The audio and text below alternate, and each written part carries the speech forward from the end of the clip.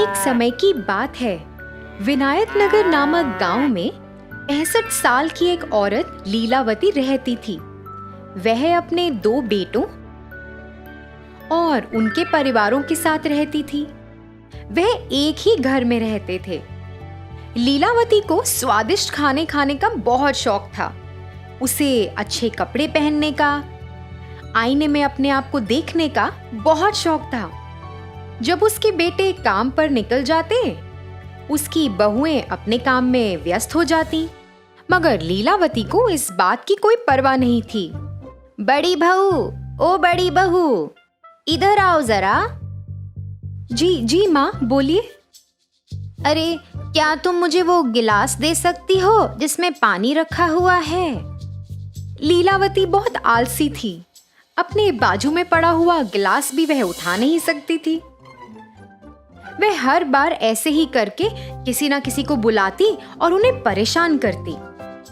उसकी बहुएं उसका कहना तो मान लेती थी, मगर वह भी बहुत परेशान रहती थी, क्योंकि उसे खाने का बहुत शौक था। जब अच्छा पकवान पकता था तो वह खुद रसोई घर में जाकर देखना चाहती थी कि क्या पक रहा है। अरे बहू, सुनो, तुम क्या पका रही हो? खुशबू तो बहुत अच्छी आ रही है। फिर जब लीलावती की बहुओं ने खाना बना लिया तो वह इंतजार करती थी कि वह रसोई से बाहर कब आएंगी। वह रसोई में जाकर सभी पकवान देखती थी, एक एक करके उन्हें सूंघती थी और फिर कटोरी में सामान भरकर चुपचाप अपने कमरे में चली जाती थी। भोजन के समय बहुएं पहले सबको खाना परोसती थी, मगर जब उनकी बारी आती तो खाना कम पड़ जाता था। उन्हें पता ही नहीं था कि खाना कम कैसे पड़ जाता है। कभी कभी तो उनके पति उन्हें गुस्सा भी करते थे कि क्यों उन्होंने सही मात्रा में खाना नहीं बनाया है। ऐसा देख के लीलावती मन ही मन खूब हंसती, मगर वह अपने बेटों को कुछ नहीं कहती थी कि वह अपनी पत्नियों से ऐसे क्यों बात कर रहे हैं। फिर एक दिन लीलावती के बेटे बाजार से कुछ मिठाइयां लेकर आए और वो मिठाइयां उन्होंने अपने बच्चों के लिए रख दी। लीलावती से तो रुका ही नहीं गया। वह अपने पोते पोतियों के पास आई और मिठाई का डब्बा उनसे ले लिया। सुनो बच्चों, ये मिठाइयां मैं तुम लोगों में बराबरी में बांटूंगी। चलो, अपनी आंखें बंद करो और अपना हाथ आगे करो बच्चों। ऐसा सुनकर बच्चों ने वैसा ही किया जैसे उनकी दादी माँ ने कहा। फिर लीलावती ने उस डब्बे में से कुछ मिठाइयां चुपचाप अपने पास रख लीं और बाकी की मिठाइयां बच्चों को दे दी और फिर चुपचाप अपने कमरे में चली गई। ये ही नहीं, वह तो अपनी बहुओं की साड़ियां भी चुराती थी। जब उसकी बहुएं साड़ियों को तार पे सूखने के लिए टांगती, वह चुपचाप साड़ियां ले जाती। उसकी बहुएं परेशान हो जाती कि ऐसा किसने किया है। उन्हें लगता कि साड़ियां कहीं गुम हो गई हैं। माँ जी, आपने मेरी लाल साड़ी देखी क्या? मैं कई समय से ढूंढ रही हूँ, मगर मुझे मिल ही नहीं रही। मैंने उसे सूखने के लिए तार पे डाला था। क्या आपने देखी है? नहीं बहू, मैंने नहीं देखी। मुझे लगता है वो पड़ोस की राधा ने ऐसा कुछ किया है। कल मैंने वो साड़ी उसके पास देखी थी। हाँ माँ जी, मेरी साड़ी भी गुम चुकी है। मुझे लगता है ये राधा का ही काम है। तुम दोनों को उसके पास जाकर बात करनी चाहिए। ऐसा बोलकर उसने अपनी बहुओं को बहकाया। जैसा उनकी सास ने कहा, वह दोनों अपनी पड़ोसी राधा के पास गईं और लड़ने लगीं। राधा की तो कोई गलती ही नहीं थी और उन्हें लड़ता देख लीलावती दूर से हंसने लगी। इनको तो पता ही नहीं चलेगा कि ये मैंने किया है। देखो कैसे लड़ झगड़ रही हैं। लीलावती ऐसे ही अपने परिवार में सबको तंग करती। फिर एक दिन जब वह खाना खा रही थी, लीलावती को बहुत खुशी हुई ये जानकर कि अगले हफ्ते दशहरा आ रहा है। और वह चाहती थी कि सब लोग नए कपड़े खरीदें। जी माँ, हमें कपड़े खरीदने चाहिए। और हाँ, अभी सासू माँ भी आ रही हैं, तो क्या आप उनके लिए भी कपड़े खरीद लेंगी? वह दशहरा मनाने आ रही हैं। यह सुनकर लीलावती नाराज हो गई। उसे जलन मच रही थी कि वह क्यों आ रही है। आने दो उसे, मुझे पता है यहाँ से उसको कैसे भगाना है। अगले दिन लीलावती अपने कमरे से बाहर आई और उसने अपने बेटों और बहुओं को किसी का इंतजार करते हुए देखा। वह सब वेरांडे में खड़े थे। हे भगवान, देखो कैसे ये लोग उसका इंतजार कर रहे हैं। क्या इन्होंने मेरा इंतजार ऐसे किया है कभी? हे भगवान। फिर लीलावती के बड़े बेटे की सास वहां पधारी और जैसे ही वह अपनी गाड़ी से उतरी, बच्चे भागे दौड़े उनके पास गए।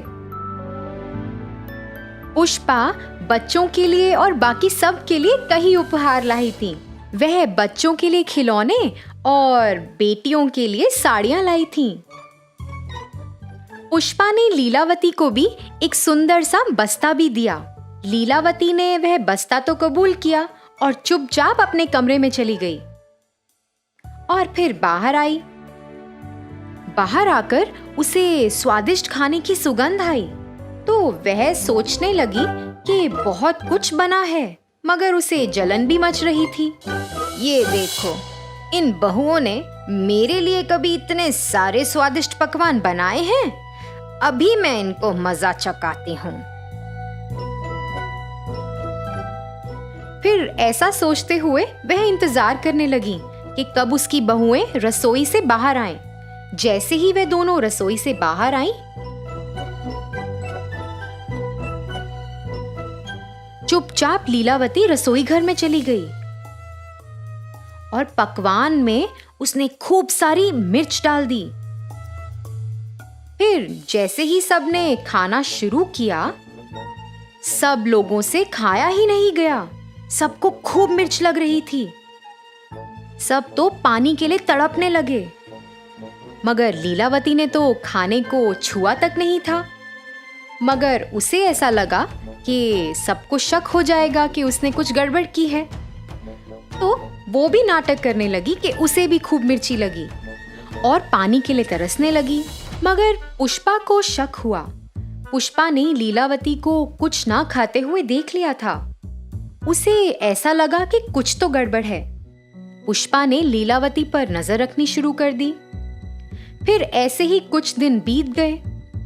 पुष्पा ने ऐसा देखा कि लीलावती बच्चों से मिठाइयां चुराती है और अपनी बहुओं की साड़ियां चुरा कर उस बस्ते में रखती है। उसने यह भी देखा कि वह चुपचाप रसोई में जाके सब्जियां कटोरी में भरकर चुपचाप अपने कमरे में आ जाती है। इन 10 दिनों में पुष्पा को लीलावती के बारे में बहुत कुछ पता चला। फिर एक दिन जब सब लोग घर पर थे, पुष्पा ने सोचा कि ये सही वक्त है कि उसे सबको बताना चाहिए कि इस घर में क्या चल रहा है। लीलावती, सुनिए, क्या आप वो बस्ता ला सकती हैं जो मैंने आपको दिया था? मैं आपको वापस लौटा दूंगी। फिर ऐसा कहकर पुष्पा झट लीलावती के कमरे में गई। लीलावती तो पुष्पा से पहले जाने की कोशिश कर रही थी, मगर असफल रही। पुष्पा ने वो बस्ता खोला और सब लोग उसके अंदर देखकर हैरान रह गए। उसमें कई प्रकार की मिठाइयाँ, बहुओं की साड़ियाँ, आईना और पैसे थे। वह ये सब अपने परिवार वालों से चुराती थी। लीलावती, तुम्हारे बेटे, तुम्हारे बहुएं और तुम्हारे पोता और पोती, ये तुम्हारा परिवार है। ये किसी और के नहीं है। ये तुम्हारा परिवार है लीलावती। तुम्हें क्या लगता है कि ये सही कार्य है जो तुम इतने दिनों से कर रही हो? माँ, आप ऐसा क्यों कर रही थी? इसी कारण से बच्चे हमेशा आपसे परेशान रहते थे। माँ, आपको नहीं लगता कि जब हम काम से घर आते हैं तो हम थके हुए होते हैं? और आपको ऐसा करने की क्या जरूरत थी माँ? आप सबके साथ खुशी खुशी रह सकती हैं। आपने सबको कितना परेशान किया है माँ? माँ जी, आपने ही हमें राधा के बारे में बताया था। वो मेरी कितनी अच्छी दोस्त थी। आपके झूठ की वजह से अब मेरी दोस्ती भी उससे टूट गई है। माँ जी, हमने आपका बहुत ख्याल रखा। आप ऐसा कैसे कर सकती हैं हमारे साथ? लीलावती को अपने से कम उम्र के लोगों को ऐसा कहते हुए बहुत बुरा लगा। ज्यादा बुरा इसलिए लगा कि वह उसके खुद के परिवार वाले थे। उसे एहसास हुआ कि वह कितना गलत कर रही थी और उसने सबसे माफी भी मांगी। उस दिन से लीलावती अपने बच्चों का अच्छे से ख्याल रखती थी। वह अपनी बहुओं का भी खूब ख्याल रखती थी। वह अपनी बहुओं की काम करने में मदद भी करती थी। ऐसा सब देखकर पुष्पा भी बहुत खुश हुई कि उसके रहते रहते लीलावती का हृदय परिवर्तन हुआ। तो बच्चों, इस कहानी से हमें ये सीख मिलती है कि हमें अपने पास मौजूद जिंदगी से संतुष्ट रहना चाहिए। उम्र के साथ हमें अपना व्यवहार भी बदलना चाहिए, नहीं तो इससे हमारे अपनों को चोट पहुंच सकती है। लालची बहू। बहुत साल पहले था एक गांव द्वाराक्षी नामक, जहां पर बहुत सारे परिवार रहते थे। एक था रामेश्वर का परिवार। रामेश्वर के थे 3 बेटे।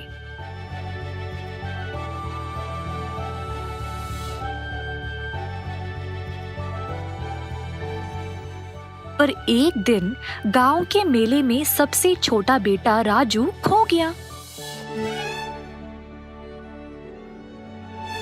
तब से रामेश्वर और उसकी पत्नी ने दोनों बेटों को बहुत ही ध्यान से बड़ा किया। दोनों बेटे बड़े हो गए और उनकी शादी की उम्र भी हो चुकी थी। दोनों को अच्छे खासे संबंध आने लगे। अच्छे रिश्ते मिलने के बाद दोनों की शादी बड़े धूमधाम से कर दी गई। दोनों बेटों की अच्छी नौकरियां थी, तो वे सुखी से अपनी अपनी पत्नियों के साथ रह रहे थे। इसी दौरान रामेश्वर ने अपने काम से इस्तीफा दे दिया और सिर्फ घर के मामलों को संभाल रहा था। अचानक से कुछ दिनों से दोनों बहुओं में लड़ाइयां शुरू हो गई। घर के काम काज में, खाना पकाने में, यहाँ तक कि कपड़े पहनने में भी दोनों के बीच में प्रतियोगिताएं होती थी। दोनों के बीच हालात इतने खराब हो गए कि बात भी करना बंद कर दिए। देखते ही देखते दोनों अपने पतियों के पास गए और बोले कि अब से वह एक दूसरे के साथ एक छत के नीचे नहीं रह सकते। अपने पतियों को बोला कि वह जायदाद से अपना हिस्सा ले और अलग घर में रहना शुरू कर ले। दोनों भाइयों ने इस बात को मान लिया और इस बारे में अपने माता पिता से बात करने चले गए। पिताजी, मुझे आपसे कुछ बात करना है। उसी समय छोटा बेटा भी उधर आया, कोई जरूरी बात बोलने के लिए। मुझे भी कोई जरूरी बात बोलनी है आप लोगों से। क्या हुआ बेटा? हम अलग से रहना चाहते हैं। क्या आपने जायदाद का बंटवारा कर दिया है हमारे बीच? ये तुम दोनों क्या बोल रहे हो? ऐसा सोच भी कैसे सकते हो? पिताजी, मेरी पत्नी इस घर में बिल्कुल खुश नहीं है। मुझे तुम्हारी वजहों से कोई मतलब नहीं। तुम लोगों ने सोच भी कैसे लिया कि तुम्हारी माँ तुम लोगों के बगैर रह पाएगी? ये सब सुनकर दोनों बहुओं ने अपना अपना सामान लिया और कमरों से बाहर निकल आए। सुनिए जी, इन लोगों के पास है भी क्या आप दोनों भाइयों में बांटने के लिए? चलिए चलते हैं।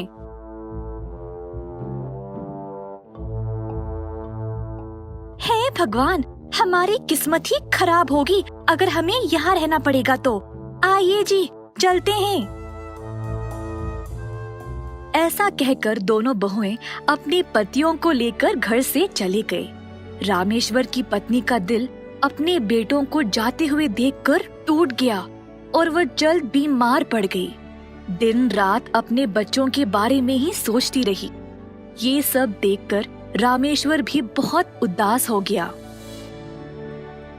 एक दिन रामेश्वर के घर कोई आदमी आया। जब रामेश्वर ने दरवाजा खोला तो उसने देखा कि वह आदमी बिल्कुल उसी की तरह लग रहा था। वह हैरान रह गया। आप रामेश्वर हो क्या? मैं आपका तीसरा बेटा राजू। मेरा बेटा राजू? रामेश्वर ने अपने बेटे को कस के गले से लगा लिया और अपनी पत्नी के पास ले गया उसके बेटे से मिलवाने के लिए। अपने बिछड़े हुए बेटे को देखकर माँ खुशी से झूम उठी। राजू ने पूछा कि उसके भाई किधर है, तो माता पिता ने उसको सारी कहानी सुनाई। राजू इस मसले को हल करना चाहता था। उसने दोनों भाइयों को पत्र लिखा, ये बोलते हुए कि उनके पिता रामेश्वर ने अपनी पूर्वजों की जायदाद हासिल कर ली है और अब उनके नाम पे करोड़ों की प्रॉपर्टी है। पत्र में ये भी लिखा था कि जो भी बेटा अपने माँ बाप से सबसे ज्यादा प्यार, आदर और ख्याल रखेगा उसी को ये सारी जायदाद मिलेगी। ये पत्र पढ़कर दोनों बहुओं ने अपने पतियों को वापस घर जाने के लिए मना लिया।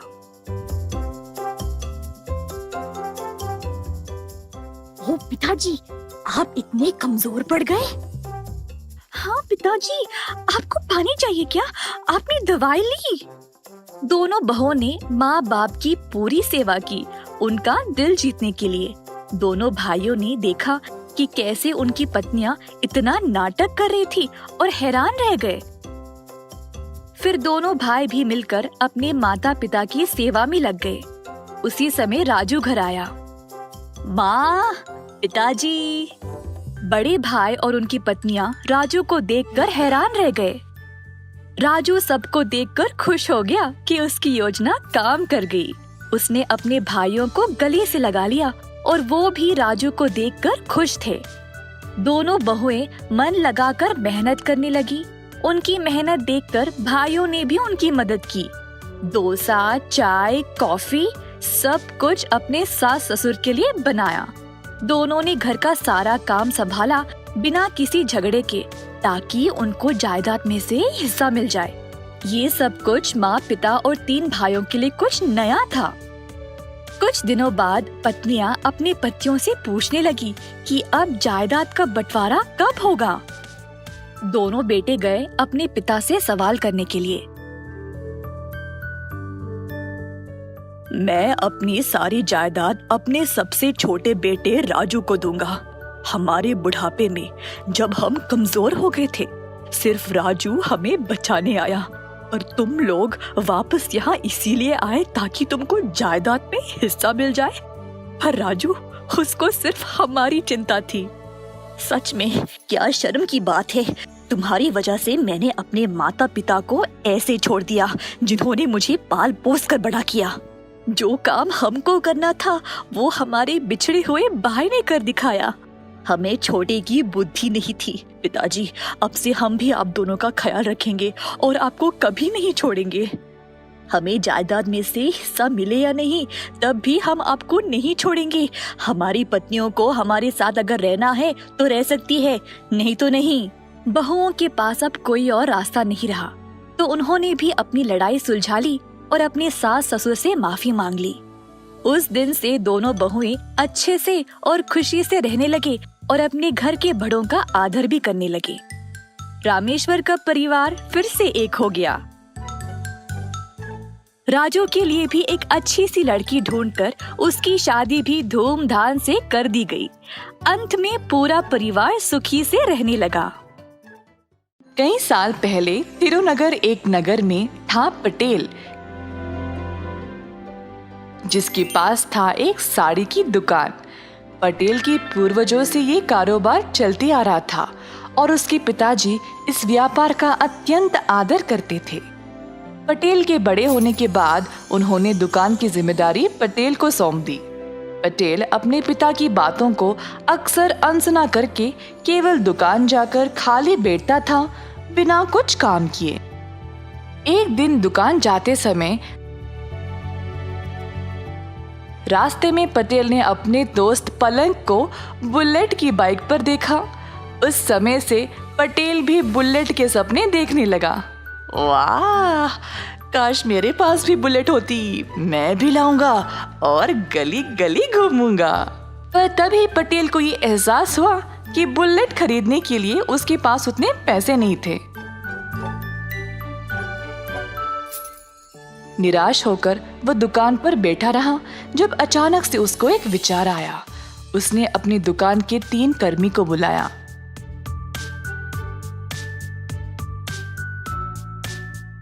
अरे जरा बताओ, हमारे पास पूरे कितने साड़ियां हैं? साहब जी, हमारे पास शायद लगभग 50 साड़ियां होंगी। बस 50? मुझे कम से कम 150 साड़ियां बेचनी है। अब और 100 साड़ियां कहाँ से लाऊं? साहब जी, मेरा दोस्त एक थोक व्यापारी है। उसके पास एक साड़ी तकरीबन 100 से 250 रुपये के बीच में मिल जाएगी। माल हमारे जितना अच्छा नहीं है, पर सस्ता तो है। अच्छा, एक काम करो, उसके पास जाओ और एक साड़ी 100 रुपये के दाम पर 100 साड़ियों को ले आओ। किसी को इस बारे में नहीं बताना, ठीक है? तो हमें फिर 10,000 रुपये की जरूरत है। आप पैसे दे दो तो हम माल ले आएंगे साहब। पटेल के पास 10,000 रुपये भी नहीं थे, तो वह अपने 50 साड़ियों को 1,000 के दाम में बेचने लगा। 15 दिन के अंदर उसने सारे साड़ियां बेच डाली और उन पैसों में से 10,000 निकालकर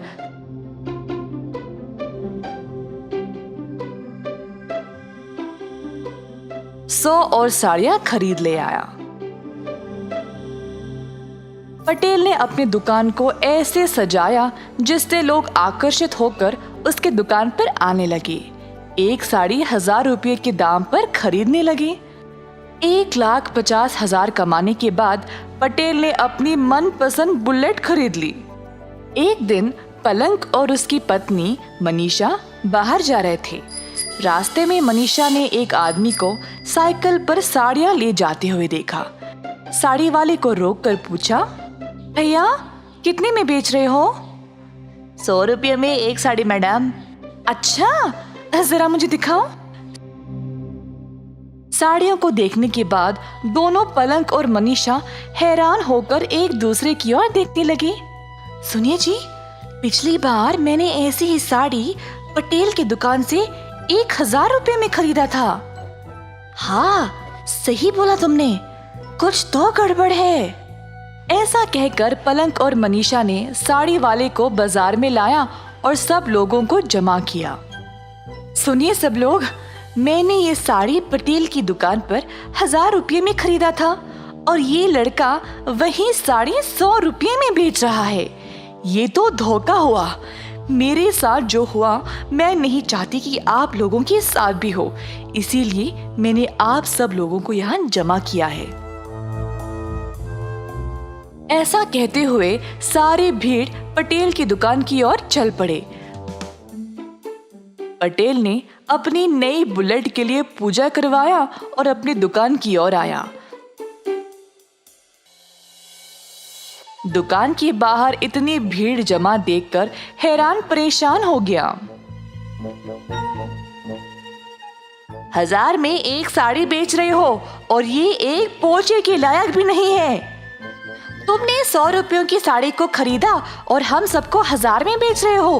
क्या ये ठीक है पटेल?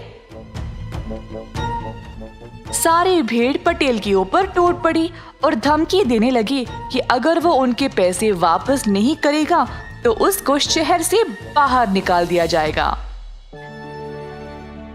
जब पटेल के पिताजी को ये खबर पहुंची तो वह तुरंत दुकान पर आ गए। सुनिए भाइयों और बहनों, सुनिए, कृपया आप सब लोग क्षमा कर दे। आप सबको हमारी दुकान के बारे में कई सालों से पता है ना। जो मेरे बेटे ने किया वो बहुत गलत है। मैं आप सबको पैसे वापस लौटा दूंगा, क्षमा करें।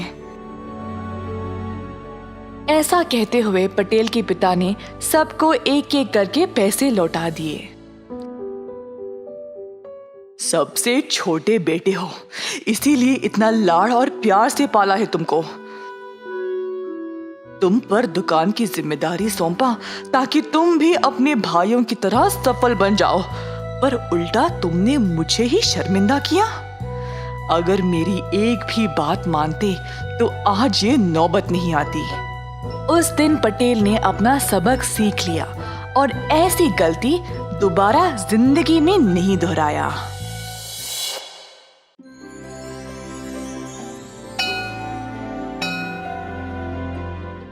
एक बार एक शहर में बंधन नाम का एक ठेकेदार अपने माता पिता के साथ रहता था। लोग उसके काम की बहुत प्रशंसा करते थे। तो इस वजह से धीरे धीरे वो बहुत अहंकारी हो गया।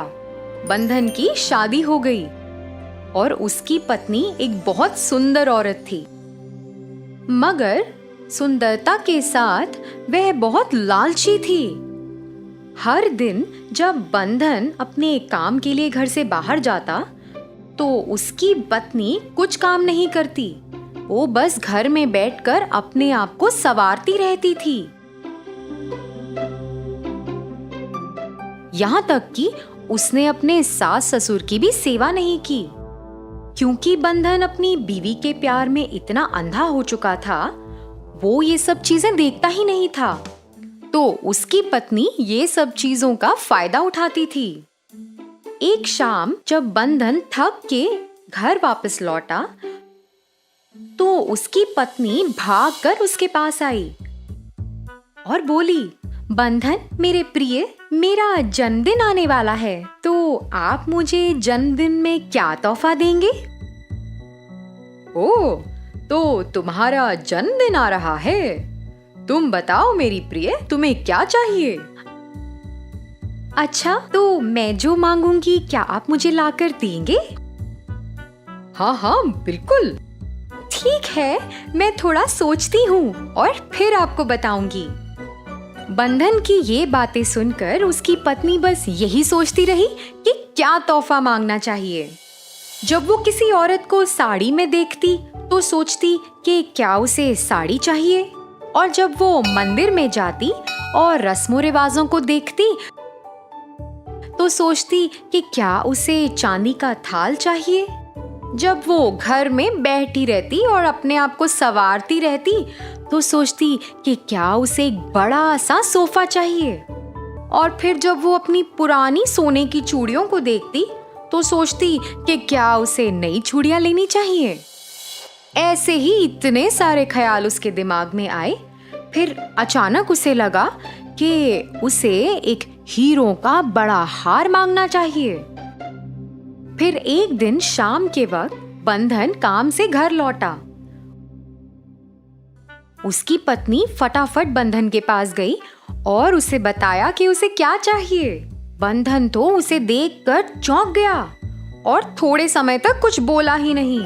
अरे मेरे प्रिय, क्या हुआ? आप चुप क्यों हैं? अरे बताइए ना, आप बोल क्यों नहीं रहे? मेरी प्रिय, क्या तुमने मुझसे हीरों का बड़ा हार मांगा है? हाँ, क्या तुम्हें पता है कि उसका मूल्य कितना होता है? नहीं, मुझे नहीं पता। मुझे नहीं लगता कि वो 10 लाख रुपए से नीचे आता है। हाँ, तो क्या? अरे मगर मेरे पास उतना पैसा नहीं है।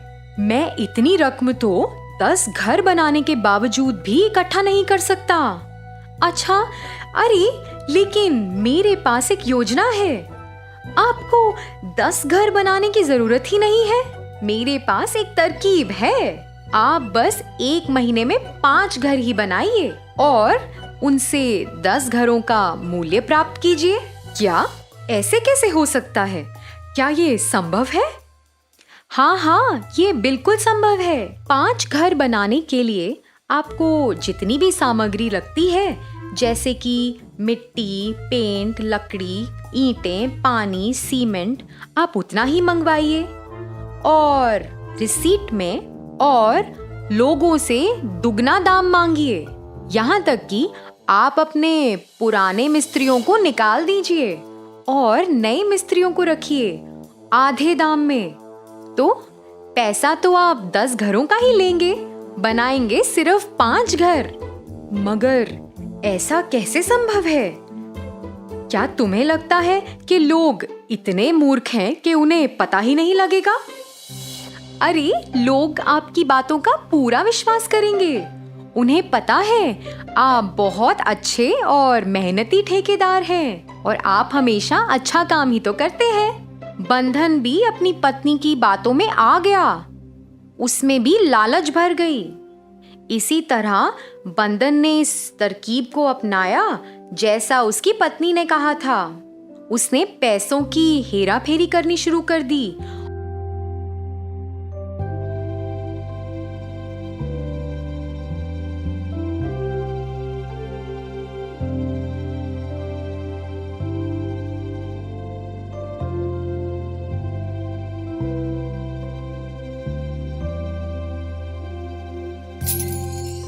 और मिस्त्रियों को भी आधे पैसे दिए।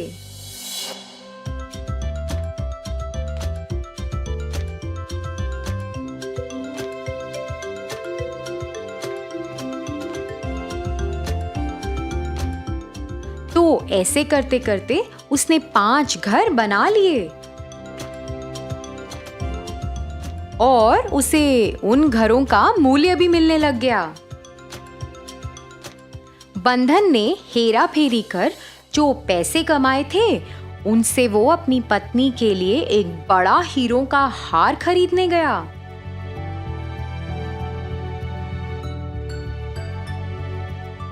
वो हार देखकर उसकी पत्नी तो झूम उठी। मगर ये खुशी बहुत लंबे समय तक नहीं थी। बंधन ने जो घर उस लालची योजना के कारण बनाए थे वो ठीक नहीं थे। 2 घरों की चट्टानें तो गिर गई थीं और 3 घर तो योजना के मुताबिक बने ही नहीं थे। उन घरों के मालिकों ने आकर खूब हल्ला मचाया। उन्होंने आस पड़ोस में भी बता दिया कि कैसे बंधन एक चोर ठेकेदार है। बंधन ने अपनी अच्छे ठेकेदार होने की पहचान भी गंवा दी।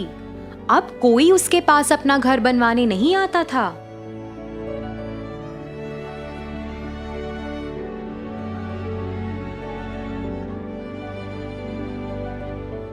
बस ये सब जानकर बंधन को अपनी गलती का बहुत एहसास हुआ। वो अपनी बीवी से बहुत दुखी था और उसने उसे बताया कि जो उसने सोचा था वो बिल्कुल गलत है। उसने ये भी कहा कि सिर्फ बाहरी सुंदरता काफी नहीं होती। बंधन और उसके परिवार वालों को खूब समस्याओं का सामना करना पड़ा।